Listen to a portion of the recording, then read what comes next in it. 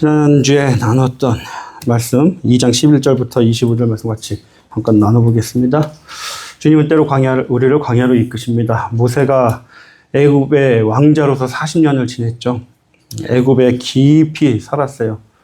애굽의 모든 문화, 애굽에서 최고의 학문을, 지도자 수업을 다 받았어요. 그러나 하나님께서는 모세를 세상의 지도자로 세운 게 아니었어요. 하나님께서는 모세를 이스라엘 백성의 지도자로 처음부터 택하셨죠. 그래서 애굽에 있던 모든 떼들을 지우시기 위해서 광야로 내모십니다. 그래서 그 광야에서 하나님께서 훈련을 하시는 거죠. 광야는 미드바르, 말씀이 있는 장소예요. 그래서 그 광야에서는 하나님의 말씀만 붙들어야 돼요. 그 광야에서는 하나님의 말씀을 붙들고 있을 때 우리가 광야에서 나올 수 있습니다. 두 번째로 광야에서 회복되기 위해서는 말씀을 찾아야 합니다. 모세가 15절에 보니까 우물 곁에 앉았어요. 그 우물은 말씀이죠. 말씀 곁에 앉았던 거예요. 그 말씀을 찾을 때, 광야에 있을 때 그 말씀을 붙들고 있으면 우리가 광야에서 회복됨이 일어납니다. 내가 지금 힘든 과정에 있다고 한다면 세상에서 위로받지 마세요. 세상에서 답을 찾지 마세요. 말씀에서 답을 찾으시기 바랍니다. 우리의 삶의 정답은 말씀에 있어요. 이 성경 말씀에 있습니다. 나는 애굽 사람이 아닌 크리스찬으로 보이시나요? 모세를 보고 애굽 사람이라고 했죠. 이드로의 딸들이. 우리는 어떤 모습으로 비춰지나요? 한 주간 사시는 동안에 우리는 크리스찬으로 예수님 믿는 자로 비춰졌나요? 입술을 통해서 그렇게 선포하셨나요? 아멘. 네, 아멘입니다. 오늘 3장 1절부터 12절입니다. 오늘은 드디어 하나님께서 모세에게 나타나셨어요. 지금 40년이 또 지났습니다. 광야에서. 그래서 지금 모세는 80세가 된 거예요. 80세 즈음에 1절 보니까 모세가 그의 장인 미디안 제사장 이드로의 양떼를 치더니 그때를 광야 서쪽으로 인도하여 하나님의 산 호렙에 이르매. 하나님의 산 호렙은 황무지란 뜻이에요. 호렙이. 황무지. 그런데 양떼를 치고 갑니다. 양떼를 치고. 그런데 지금 왜 황무지로 갔을까요? 우리가 여기서 지금 인도하였다라는 것은요, 모세가 인도해서 갔던 게 아니에요. 모세가 인도해서 갔다면 초원 들판으로 갔겠죠. 황무지인 호렙산으로 갔다는 것은 이 인도하여 하나님께서 인도했다는 거예요. 우리가 삶을 살다 보면, 내 뜻대로 내가 살아온 것 같지요. 지금의 나의 모습은 내 뜻대로 살아온 결과라고 생각을 하죠. 그러나 아니더라는 거예요. 하나님께서 인도하여 오셔서 이 자리에 있는 거예요. 지금도 인도하시고 앞으로도 주님께서 우리를 인도해 가실 겁니다. 그런데 굳이 서쪽이라는 단어를 쓰고 있어요. 그냥 이드로의 양떼를 치더니 그때를 하나님의 산 호렙에 인도했더라 라고 해도 돼요. 그런데 굳이 서쪽으로라는 단어를 쓰고 있습니다. 이 서쪽으로, 왜 서쪽으로라는 단어를 쓸까? 서쪽으로 인도했다는 것은 곧 동쪽에서 왔다는 거죠. 지도 기억나십니까? 미디안 지역. 아카바반이 있으면 동쪽에 있었잖아요. 여기서 서쪽으로 왔어요. 그러면 서쪽에서 동쪽에서 서쪽으로 왔다. 무슨 의미일까?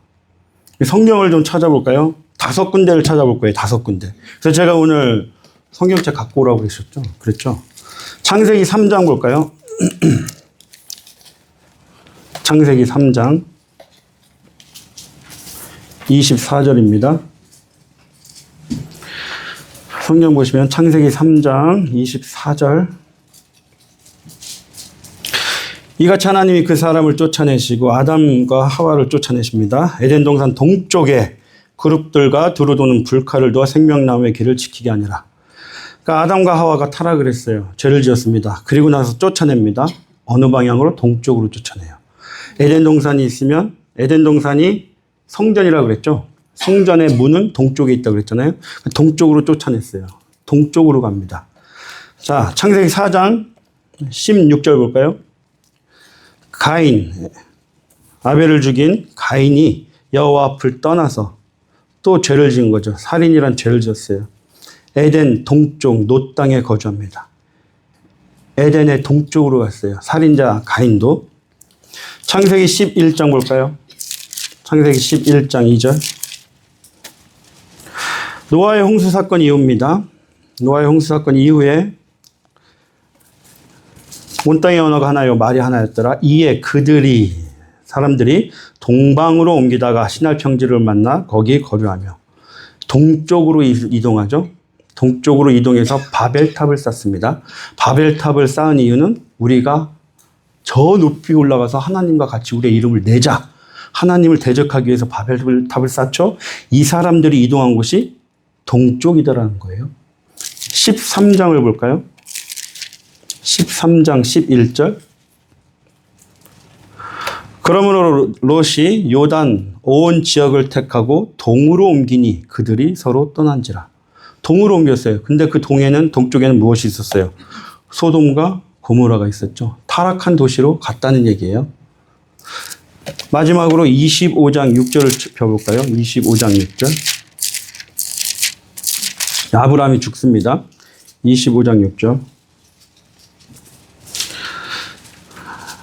아브라함이 자기 서자들에게도 재산을 주어 자기 생전에 그들로 하여금 자기 아들 이삭을 떠나 동방 곧 동쪽 땅으로 가게 하였더라. 이삭은 하나님의 믿음의 계보죠. 그런데 이삭을 중심으로 동쪽으로, 믿음의 계보에 있지 않은 자들을 동쪽으로 가게 했다는 거예요. 그러면 무슨 의미겠어요? 에덴 동산 성전을 중심으로 다 동쪽으로 가더라. 타락한 인간들은 다 동쪽으로 가더라는 거예요. 그런데 여기서 다시 서쪽으로 오더라. 어디로 오는 거예요? 성전으로 오는 거죠. 그러니까 서쪽으로 왔다는 것은 동쪽에서 타락한 인간들이 하나님께 찾아오는 거예요.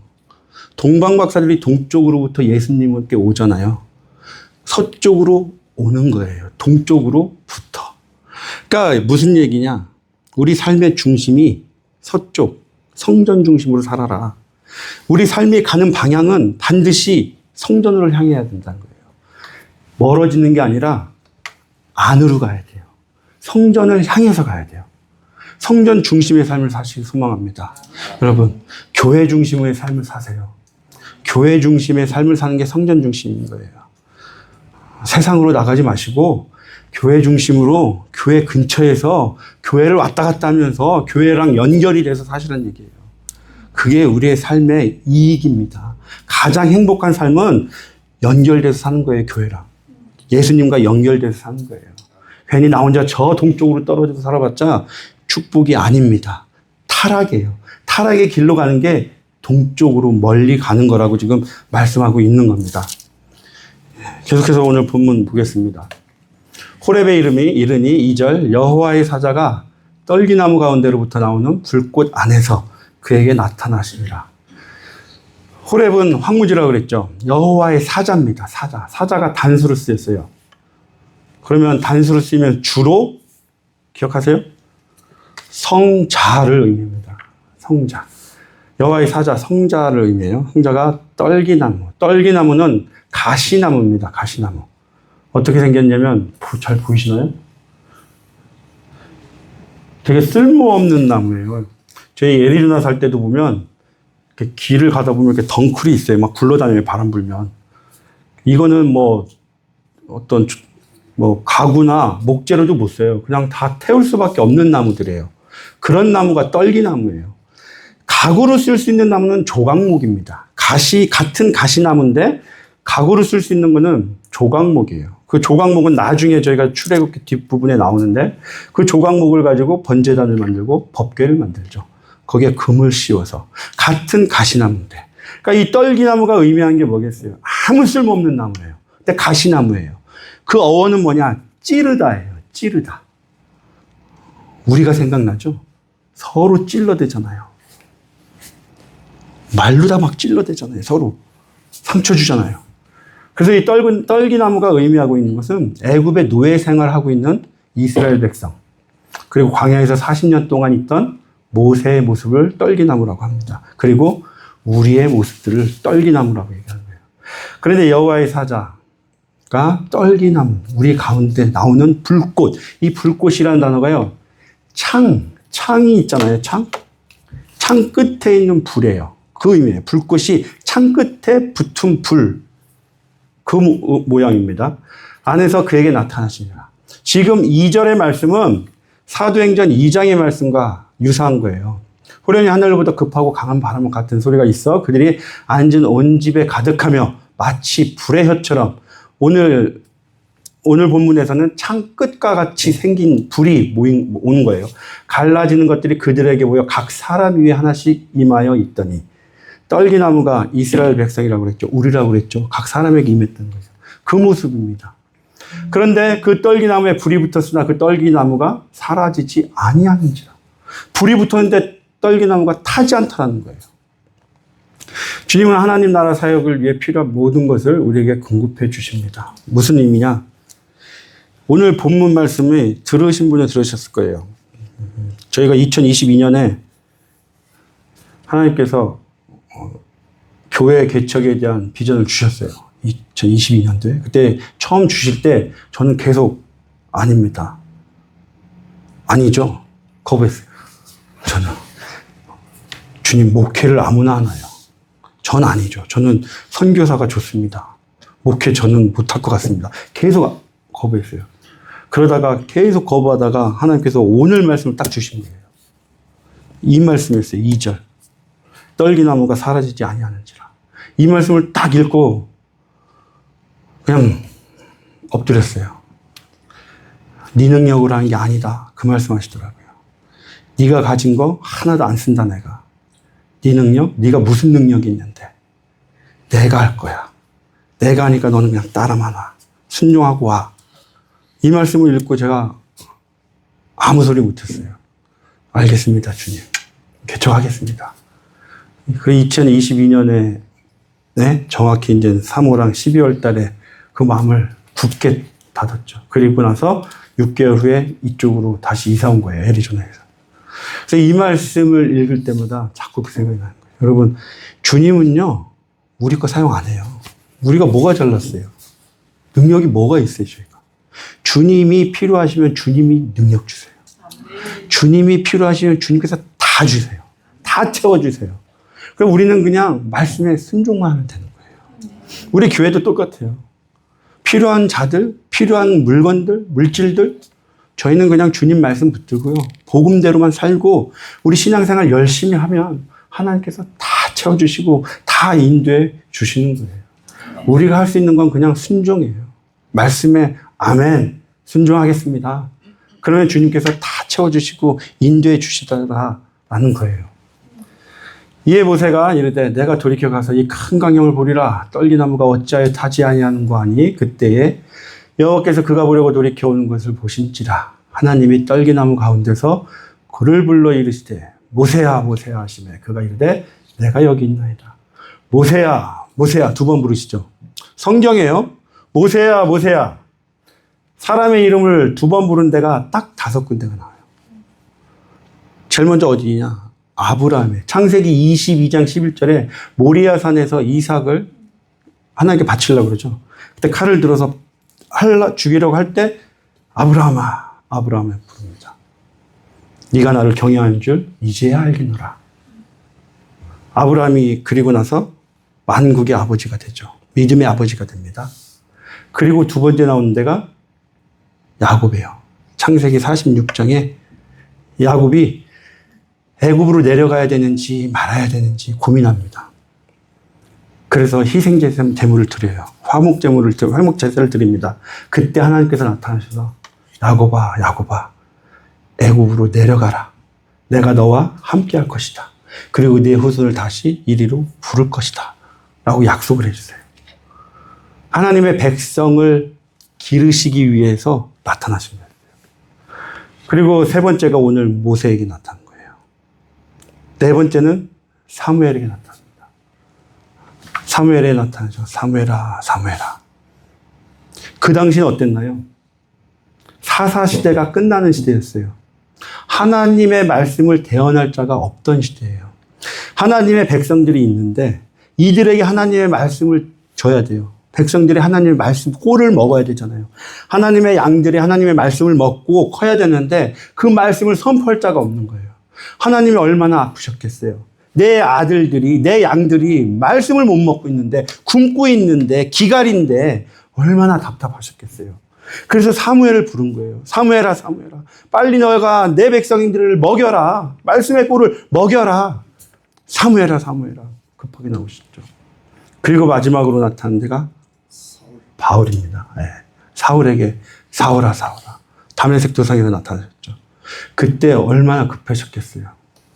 하나님의 나라를, 교회를 세워야 되는데 급하게 부르신 거예요.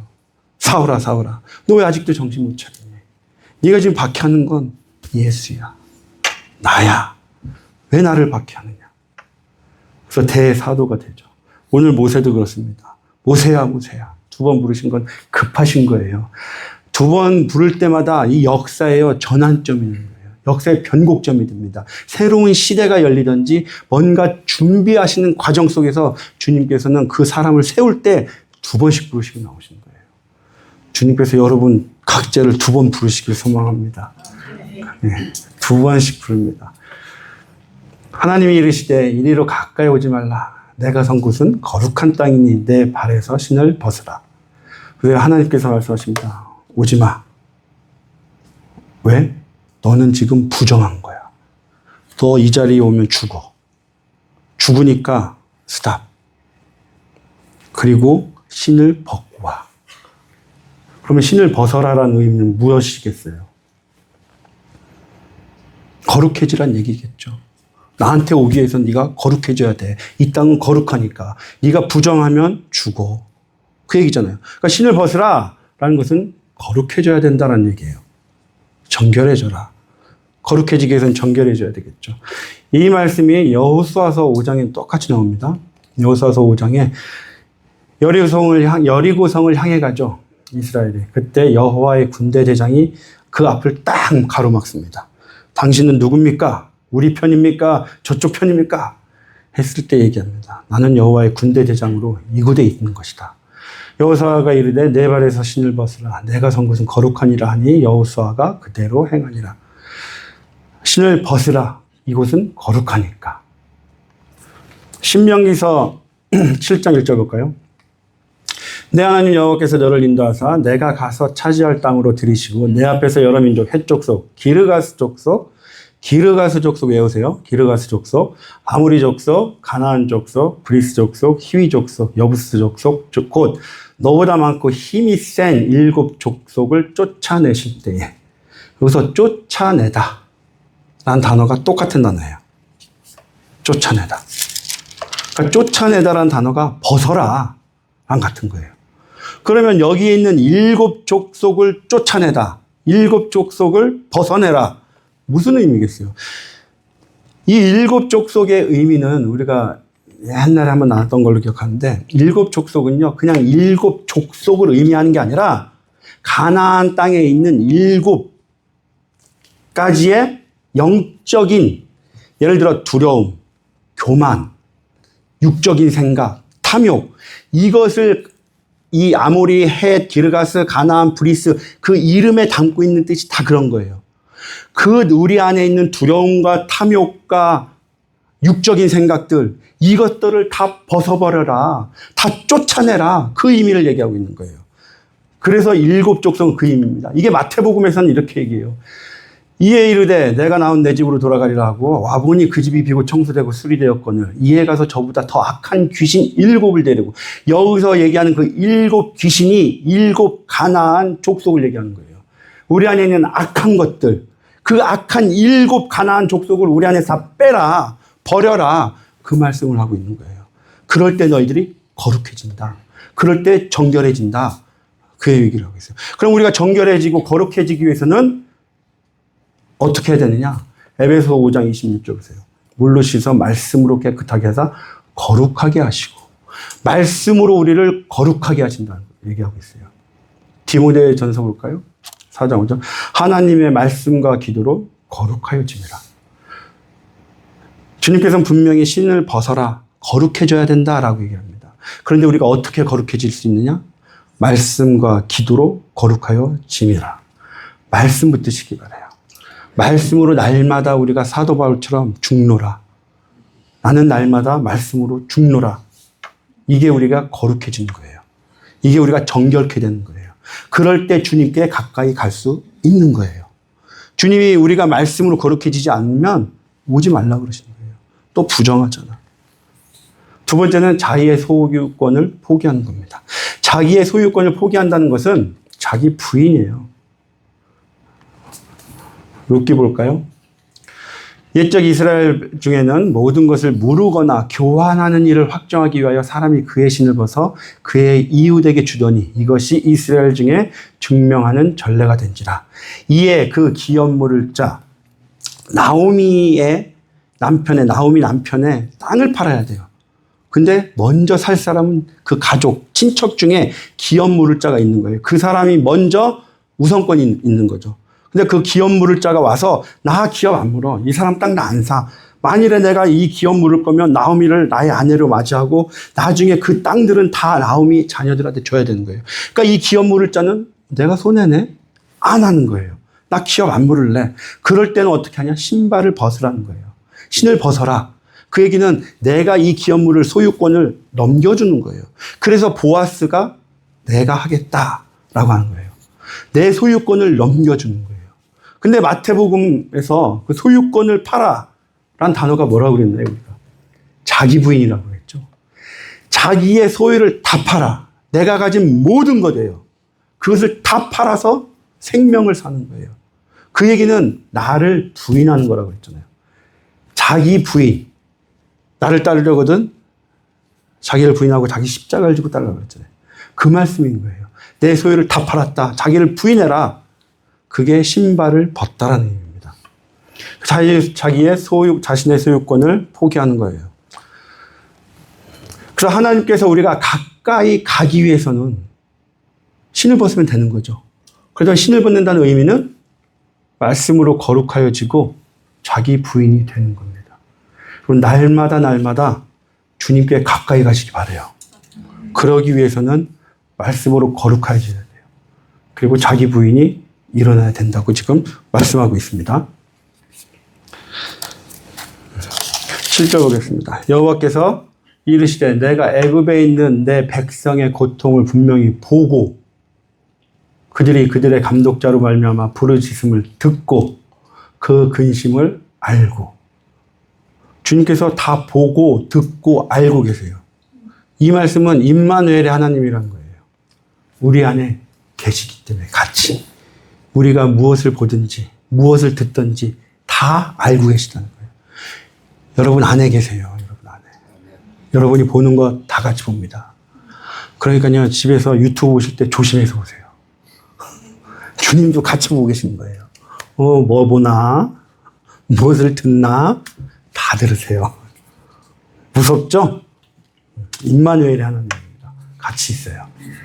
8절과에 내가 내려가서 그들을 애굽인의 손에서 건져내고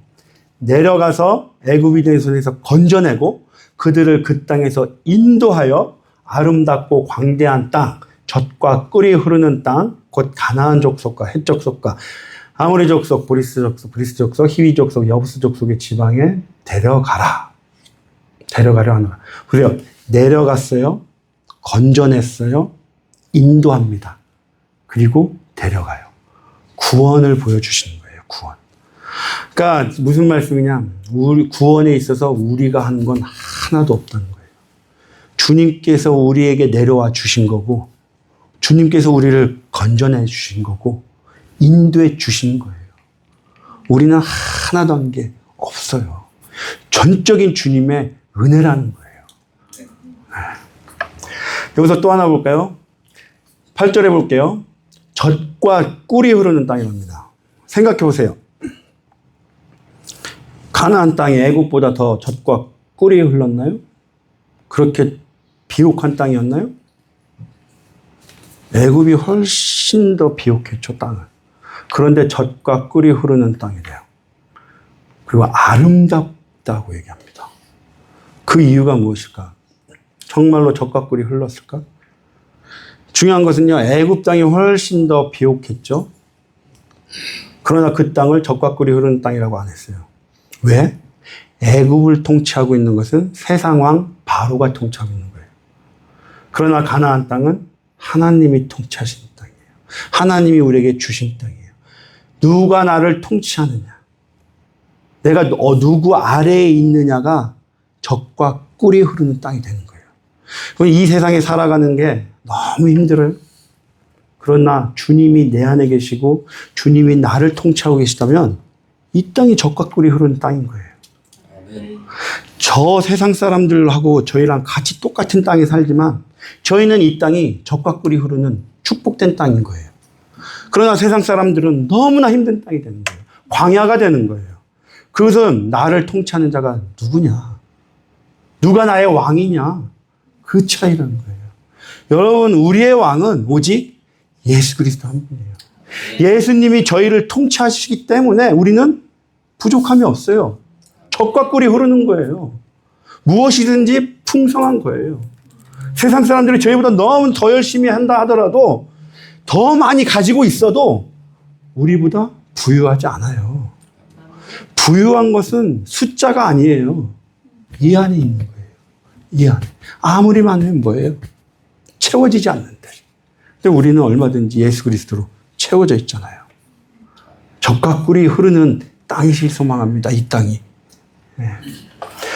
자, 8절 볼게요. 또 지금 족속이 몇 족속이 나오나요? 6족속이죠. 아까 몇 족속이었죠? 7족속. 기르가스 족속이 빠집니다. 그 기르가스 족속은 진흙이라는 의미예요. 흙. 우리가 예수님 믿기 전에는 육신 흙이었잖아요. 그래서 기르가스 족속이 의미하는 것은 우리의 옛사람, 육신에 속했던 시절의 사람을 의미해요. 그런데 신명기 7장이나 신명기 어디에서 보면 7족속이 나오고 또 어디를 보면 6족속이 나와요. 왜 어디 부분은 6족속이 나오고 어디 부분은 7족속이 나오고 궁금하지 않으셨나요? 저 항상 이게 제일 궁금했었어요. 6족속, 7족속의 차이는 딱 하나입니다. 하나님께서 가나안 족속을 다 진멸해라. 다 없애라. 정복해라. 그 전체를 의미할 땐 7족속을 나열해요. 그런데 그 전체가 아니라 그냥 가나안의 족속을 설명할 때는 6족속을 얘기를 해요. 그냥. 기르가스 족속은 제일 작은 족속이에요. 힘이 제일 적었어요. 실제로도 기르가스 족속은 중간에 없어집니다. 그 족속 자체가 중간에 이주를 해요. 없어져 버려요. 그래서 6족속만 남아요.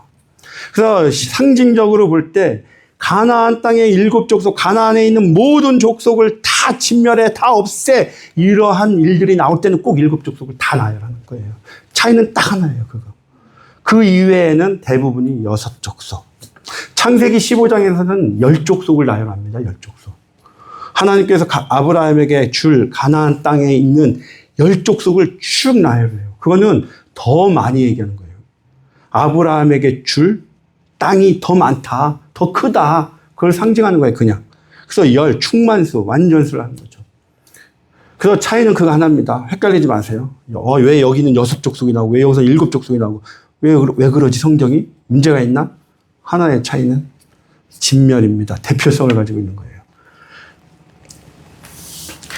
8절 볼게요. 내가 내려가서 그들을 애굽의 손에서 건져낸다. 여기서 직접 내가라고 말씀하세요. 여호와 하나님이 내가 내려갈게. 그리고 내가 건져낼게. 그런데 구절을 보세요. 갑자기 저희한테 가해요. 내가 내려가서 건져내고 인도하고 다 데려올게 하셨으면서 9절에서는 가 빨리 너. 모세 가 네가 해. 아니 8절 9절이 완전히 바뀌었잖아요. 내가 가서 다 할게. 네가 가. 10절 내가 인도하여 내게 하리라. 인도하여 내게 하리라. 그러니까 무슨 말씀이겠어요? 하나님은 우리 없이도요 다 하실 수 있어요. 얼마든지 우리 사용 안 하셔도 하나님의 나라에 인도하실 수 있고 다 하실 수 있어요. 근데 우리를 함께 함께 하시길 원하시는 거예요. 내가 너를 사용할게. 나와 함께 하자. 나랑 동역하자. 기쁘지 않으신가요? 하나님이 저를 사용하셔서 같이 하나님의 나라를 이루어 나가세요. 얼마나 기뻐요. 지금 그 말씀을 하고 계신 거예요. 11절에서도 모세가 하나님께 얘기합니다. 내가 누구이기에. 겸손이 아닙니다, 이거는. 저 못해요. 나 40년 동안 이 광야에 이렇게 썩게 놓으시고 지금 와서 뭘 하라는 거예요, 지금 주님. 저 지금 노인네요. 80 먹은 노인네요. 아무것도 못해요, 저 지금. 그리고 40년 동안 광야에 있는데 세상이 어떻게 돌아가는지도 모르는데 저한테 어떡하라고요? 저 못합니다. 그 얘기하고 있어요. 그런데 12절에 하나님이 이러시되 내가 반드시 너와 함께 있으리라. 이 말씀은 곧 내가 할 거야. 너와 함께 하신다는 얘기는 너 하지 마. 우리가 처음에 나눴던 것처럼 내가 다 한다. 네 능력 안 쓴다. 내가 할 거다. 그 말씀을 하고 있어요. 지금 모세가 얘기했죠. 저 못합니다. 저 못해요. 예레미야 선지자가 그랬습니다. 예레미야 선지자. 내가 이르되 슬프도소이다. 주여 여호와여 보소서. 나는 아이라 말할 줄을 알지 못하나이다. 나는 아이입니다, 주님. 저는 이제 믿었어요. 아직도 저는 멀었어요, 주님. 제 믿음은 요만해요. 못할 것 같아요. 네, 여호와께서 말씀하시죠. 내가 내게 무엇을 명령하든지 너는 말해라. 그리고 나서 15장에 가니까 너는 나의 입이 될 것이다. 라고 얘기합니다. 여러분, 주님께서요, 우리에게 나가서 선포하라고 하십니다. 내 일을 해라 라고 해요. 모세에게 내 일을 해라. 부르셨어요. 주님께서는 저와 여러분에게도 사명을 주셨어요. 각자에게 다 사명을 주셨어요. 우리의 사명은 기본적으로 사명은 뭐예요? 선포예요. 증인된 삶이에요. 예수님을 증거하는 거예요. 그게 우리의 사명인 거예요. 밖에 나가서 세상 가운데 나가서 주님을 선포하고 주님을 증거하는 자의 삶, 증인의 삶, 전도자의 삶, 그게 우리의 목적이에요. 주님이 우리에게 주신 사명이에요. 대사명이에요. 대사명. 그런데 우리는 전 아이예요. 저 못해요. 창피해서 못하겠어요. 근데 주님께서 분명히 말씀하십니다. 넌 내 입이 될 거다. 두려워하지 마. 넌 내 입이 될 거야. 여러분, 주님의 입이 되시길 소망합니다. 아멘. 세상 가운데 나가셔서요, 주님의 입이 되시길 소망합니다. 선포하시길 바라요. 세상 말 실컷해서 뭐예요? 나가셔서 열심히 세상 사람들하고 똑같이 집 얘기, 차 얘기, 돈 얘기 해서 뭐예요? 우리는 달라야 돼요. 우리는 거룩해져야 된다고 얘기했어요. 거룩한 자는 거룩한 게 나오게 되어 있습니다.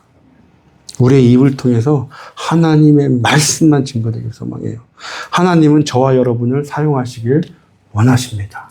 사용받는 저와 여러분이 되시길 주님의 이름으로 축원드리겠습니다. 네, 기도드리시겠습니다. 하나님 아버지 감사합니다. 저희들 여전히 나의 신을 신고 있습니다. 내가 원하는 신을 신고 있습니다. 세상이 좋아하는 신을 신고 있습니다. 그 신을 벗어버릴 수 있도록 인도하여 주시옵소서. 그 신을 세상 가운데로 던져버리게 하여 주시옵소서. 십자가에 못 박게 하여 주시옵소서. 날마다 주님의 말씀으로 거룩한 자가 되게 하여 주시옵소서. 주님의 말씀으로 날마다 내가 죽는 역사가 일어나게 하여 주시옵소서. 내 자아가 십자가에 못 박히게 하여 주시옵소서. 그를 통해서 오직 내 안에 계신 예수 그리스도만 드러나게 하여 주시고 거룩한 자가 되게 하여 주시고 주님 앞에 더욱더 가까이 나아가는 자가 될 수 있도록 축복하여 주시옵소서. 날마다 신을 벗는 역사가 일어날 수 있도록 아버지 우리 삶 가운데 강권적으로 개입하여 주시길 간절히 구합니다. 간절히 구합니다. 주님 역사하여 주시옵소서. 감사드리며 예수님의 이름으로 기도드렸습니다. 아멘.